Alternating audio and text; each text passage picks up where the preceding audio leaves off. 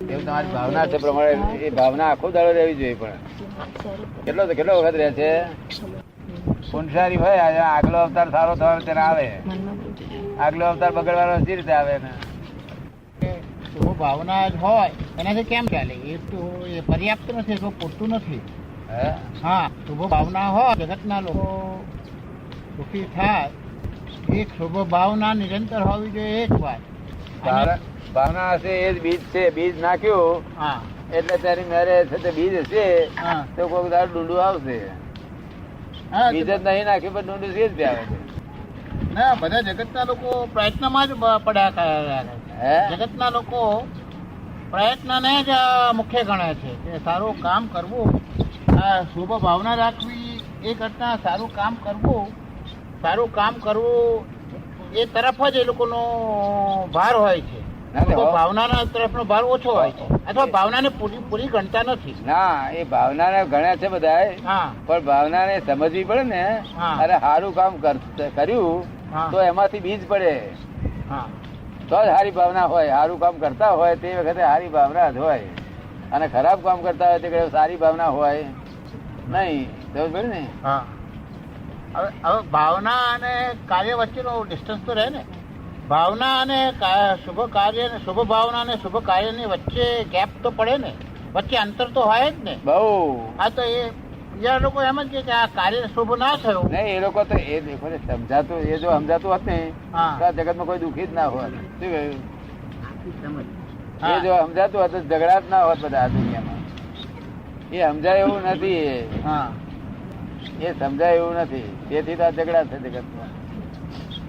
નહીં, એટલે એ સમજાય નથી, પણ સમજાવવું તો પડશે ને બધાને કે શુભ ભાવના એ પાયો છે. એવું છે, સમજનાર હોય તો સમજાવીએ. જેને સમજવું જ નથી ત્યારે શું સમજાવીએ? એ પહેલી વાત તો જો જગત કલ્યાણની ભાવના હોય તો પહેલી વાત તો લોકોના મગજમાં બેસવી પડે ને કે આ સંસાર એ રોગ છે. ફંડામેન્ટલ પાયો જે છે કે મોટા ભાગના લોકો આવે છે કે જેને આ રોગ રૂપ લાગે તેને આ વાત સાંભળવી, ને તેથી આ બીજા લોકોએ વાત સાંભળવી નહીં. આ લેવલ મૂક્યું, લેવલ મૂક્યું તમે. હા, કે સંસાર રોગ છે એવું ના સમજાય તો પછી આ વાત જ સાંભળવી નહીં, એની નીચેની વાતો બધી સાંભળવી. અને રોગ છે ત્યાર પછી આ વાત સાંભળવી તો સાંભળવી નહીં. પણ એ જે લેવલ મૂક્યું ને જાગ્રત થાય એવા કેટલાય લોકો છે. તે 5 મિનિટ ખ્યાલ આવે પછી ભૂલી જાય પાછો. એ તો ના, એ રહે જ નહીં ને માણસ.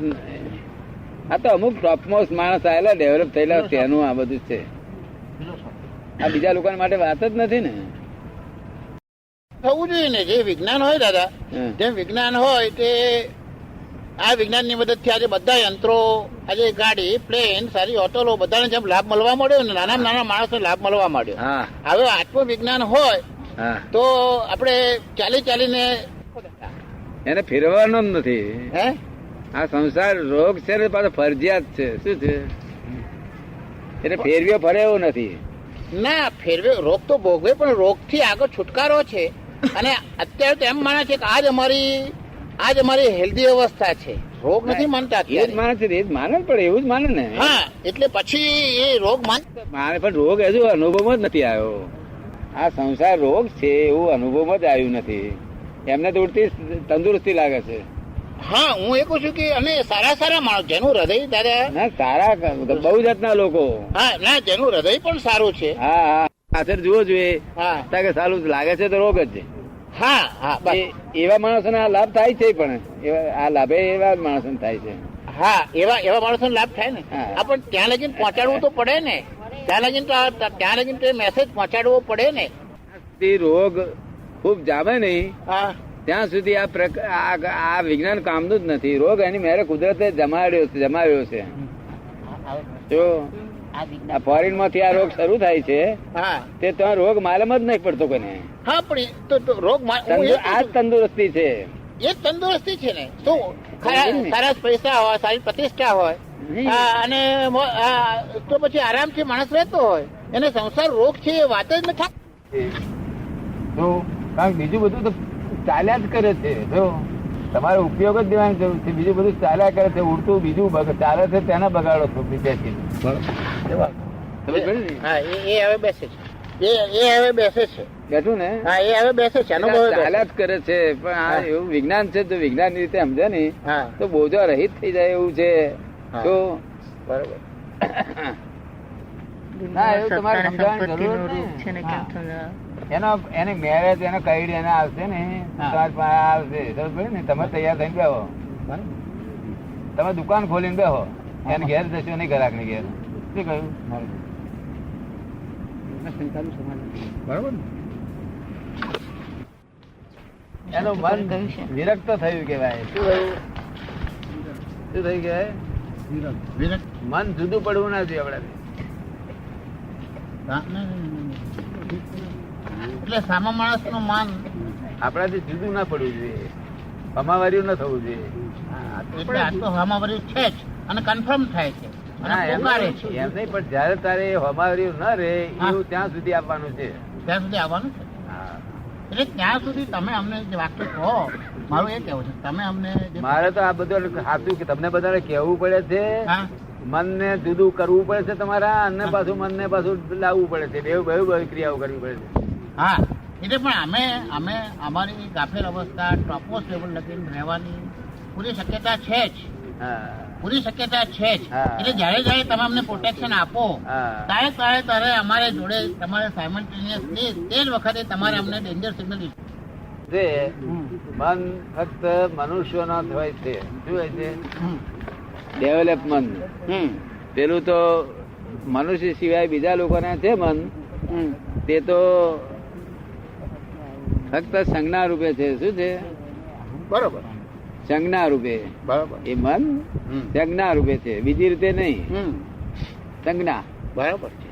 હવે એ મન જુદું પડ્યું કોઈનું તો તમે કેવા જ્ઞાન થી જુદા પડો છો? શું કહ્યું? કોઈનું મન તમારાથી જુદું પડ્યું એ કેવા જ્ઞાન થી જુદા પડ્યા. એટલે સામાન્ય મનને આપણાથી જુદું ના પડાય એના માટે જાગૃતિ જબરજસ્ત, બહુ જબરજસ્ત જાગૃતિ રાખવી પડે. અને એમાં હજુ કોઈ પાસ થનાર પાક્યો નહીં, એ બીજી હકીકત. અને એ લેવલ ઉપર કોઈ પાસ થનાર પાક્યો નહીં, એ બીજી હકીકત. ના એ આશા રાખે અત્યારે જે પોઈન્ટ ઉપર ઉભા છે તે પોઈન્ટ ઉપર તો બધાનું લેવલ તો છે, પુરુષાર્થ ઓછો પડે છે. બધાનું લેવલ તો છે, પુરુષાર્થ ઓછો પડે. બધું જ છે, બધું છે. પુરુષાર્થ એમનું લેવલ નથી એવું તો છે જ નહીં. શું છે ખોટું? કઈક એવું છે, કઈક કશું ખૂટે છે. હા, આજની વાત સમજે ને, આજની વાત જો સાંભળે પોતે બધા સમજે. હા, અમારું તો એક જ, અમારી આશા એક તો હોય ને દાદા કે આજની વાત સમજે ને તો પુરુષાર્થ માંડવા જેવું છે. શું કહ્યું? હા, મારું એ કેવું છે દાદા. અને પુરુષાર્થ માણસો, તેથી આ આપણું વિજ્ઞાન એવું છે કે સંસારમાં કશું આગુ પાછું થવાનું નથી. સંસારી કાર્ય થયા જ કરે છે જોડે જોડે. તમારે નથી કરવું એવું નક્કી ના કરવું.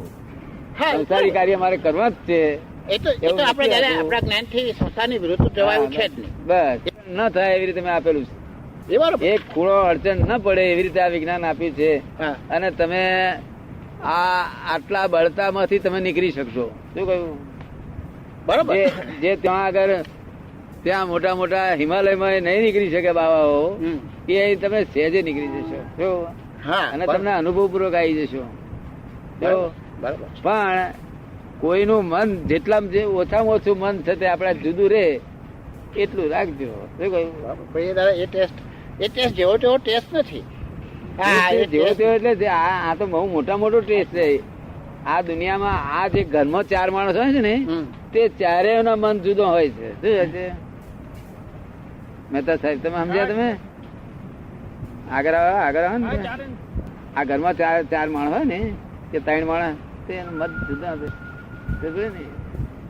અને આટલું જ આપડા મહાત્માઓને કહેવા માંગુ છું. એ તમને સમજાયું એ વાત? એ ટેસ્ટ એટલો બધો સેન્સિટિવ છે. એ ટેસ્ટ એટલો બધો સેન્સિટિવ છે કે એના માટેની જાગૃતિ એટલી બધી આપવી પડે. જ્ઞાન લીધા પહેલા જે મન તૂટી જતા એવા નહીં તૂટી જતા. જ્ઞાન લેતા પહેલા મન તૂટી જતા લોકો એવા નહીં તૂટતા ના. હવે એવા નથી તૂટતા એ વાત બરોબર. ડાયરેક્શન બદલાઈ ગઈ. પણ હજુ તમે જે આ જે ફાઇનલ ટેસ્ટ આપ્યો ને ફેરફાર થઈ ગયા. ના ના દિશા બદલે દિશા અંધારા ભણી જતા હતા ત્યાં સૂરજ ભણી જઈએ છીએ હા તો એ દિશા બદલે નહીં વાત તો સમજવી જ પડશે ના, ના, ને સમજવી સાચી વાત તો એ મારી સમજવી જ છે. કોઈ બોલે એટલે આપણે પડી હમ. કે કોઈનું મન જુદું પડે એવું હા, આપણે એનો બહુ જાગૃતિ રાખવી જો એનો ટેસ્ટિંગ ઇફેક્ટ મળી ગયો હે એનો ટેસ્ટ બરાબર એક્ઝેક્ટ ટેસ્ટ આવી જવો જોઈએ. હા. એ તો લખ્યું બિગર મેથડ એ બરોબર છે તમે કહો ને એ વાત ત્યાં સુધી મુક્ત હાસ્ય આવી શકશે નહીં. મુક્ત હશે તમે સમજ્યા મુક્ત હાસ્ય. ત્યાં સુધી જગત વસ થાય નહીં મુક્ત હાસ્ય સિવાય જગત વસ થાય નહીં મુક્ત હાસ્ય આવશે ત્યારે ઘણા લોકોનો લાભ થશે જો તે આખા જગત નો તો કોઈ જગત તો કોઈનાથી કોઈ જગત નું તો કામ આખું કરી શક્યો જ નહીં કોઈ સમજ ને કારણ કે આ છે તે જગત જીતાવ્યું. પ્રવાહ છે અને પ્રવાહમાં ફર્સ્ટના ટોચનું જ કામ થાય છે આખો પ્રવાહનું કામ થતું એ ટોચનું થઈ ગયું પછી ફરી બીજી ટોચ ઉભી થઈ તેનું થઈ જાય પછી ત્રીજી ટોચ ઉભી થઈ તેનું થાય પ્રવાહમાં આ પ્રવાહ રોકાશે હા. પ્રવાહ રોકાશે એમ પૂછે છે હે આ પ્રવાહ રોકાશે એમ પૂછે છે પ્રવાહ રોકાશે એમ પૂછે છે આ પ્રવાહ ક્યારેય પણ ન રોકાય એવો પ્રવાહ છે આ કેવો છે